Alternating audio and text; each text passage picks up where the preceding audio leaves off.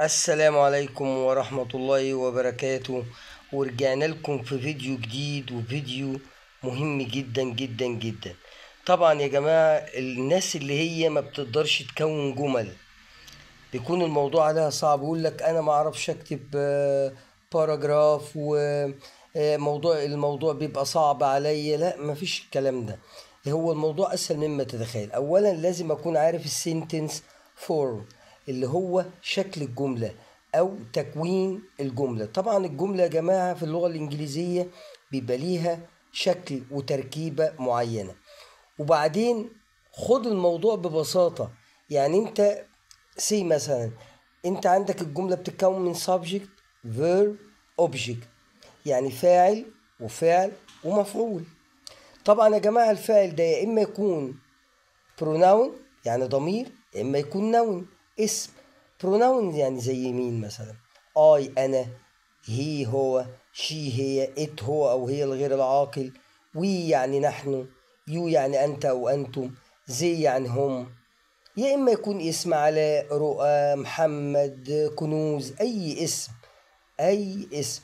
طبعا تاني شق أو تاني جزء من الجملة هو الفيرب، وده طبعا عليه عامل كبير جدا، لأن هو ده يعتبر يعني إيه، أقدر أقول إن هو رمانة الإيه، ميزان الجملة. لأن أنت من خلال الفيرب الفعل بتقدر ان انت اولا تترجم، وتقدر ان انت تبني جملة صح. يبقى انا نصيحتي ليك ان من النهاردة يا اخي لو كل يوم 5 افعال احفظهم. يعني مثلا هاخد النهاردة eat يأكل، drink يشرب، mend يصلح، cook يطبخ، swim يسبح او يعوم، sleep ينام، finish ينهي. كل يوم 5 6 افعال. هتلاقي عندك في الاخر كل شهر جمعت او حصلت حوالي 200 فعل جداد. ده هيخليك اقسم بالله تكون جملة بمنتهى البساطة. طبعا الاوبجكت او المفعول بيبقى حسب الجملة، وطبعا في بعض الجمل او جمل كتير بيبقى لها تكملة، يا اما بيبقى ظرف زمان يا اما ظرف مكان. طب يلا بينا كده نشوف هنكون جملة. انت النهاردة تقدر تكون بدل الجملة 50 جملة كل يوم، وتقدر تعمل باراجراف، موضوع، تعبير بمنتهى البساطة. أولا أنت دلوقتي عايز تقول مثلا أنا بشرب قهوة.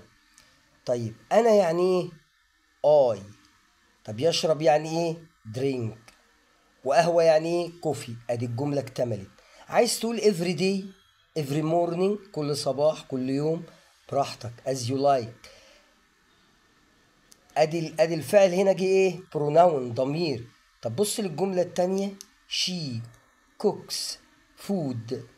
طبعا هنا حطيت اس عشان الفاعل هنا singular مفرد، هي تطهي او تطبخ الايه، الطعام. ادي جمله. طب عايز اقول هما بيصلحوا الدراجه. هم يعني ايه؟ زي. يصلح يعني ايه؟ من. الدراجة يعني ذا بايك، يبقى زي من ذا بايك هم يصلحون الايه، الدراجة. مرة جبتها نون اسم، سما واتشز تي في. كلمة واتش يعني يشاهد، برضو حطيت لها هنا اي اس عشان سما اسم مفرد. وده ارجع للفيديو بتاع البريزنت سيمبل تنس، المضارع البسيط. طبعا بنضيف اس او اي اس او اي اس اذا كان الفاعل ايه، مفرد، او هي او شي او ات. بعد كده عايز تقول احنا بنحب الايه، الايس كريم. نحن يعني ايه؟ وي. نحب يعني ايه؟ لايك.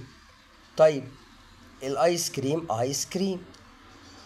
كلمة كريم هنا يعني الكريمة، وايس يعني تلج او متلج، كريمة متلجة.